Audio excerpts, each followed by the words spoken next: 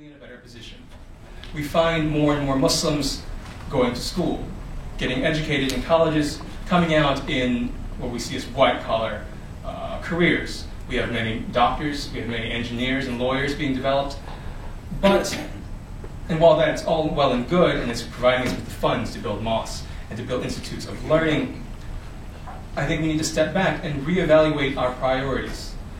Yes, it's important to have these individuals and these career paths, but I think as Muslims try to take root in American society, we need to think, well, what else do we need to do? And from a historical perspective, we need to start being creators of culture.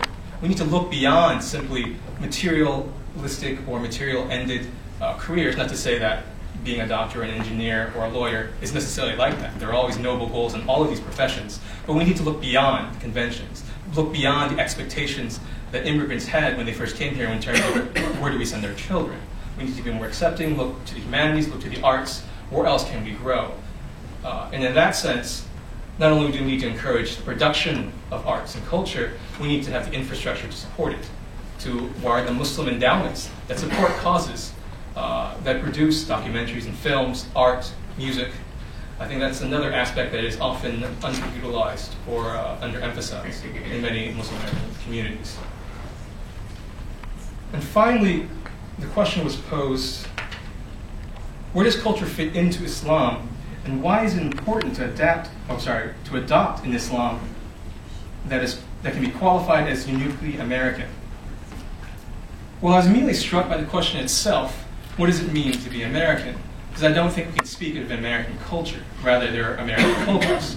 I grew up in Virginia in the South, and the way Americans live their lives and their culture in the South is very different from what I met when I came to New England. I can tell you it's very different if you go to California. And to imagine that there's a monolithic American culture in which to strive to, or not even strive to, it's a bit too positive, in which to integrate is false. There really are different cultures expressed here. That what we've come to as the immigrant, I'm speaking of the immigrant Muslim population, when they come to the US, they're not facing a monolithic America. It's an America that's already gone through a historical process of acquiring and adapting these other groups. When Catholics came, Irish, the Chinese, they were all integrated or assimilated in some way. And I think, obviously, the terms assimilation are things that we need to avoid. I also think when Muslims try to fit into the American landscape, there needs to be a certain fear of ghettoization on one hand and perhaps over-eagerness on the other in terms of adaptation. We need to find that middle ground and find the various states which the Muslim communities will outline. I guess on the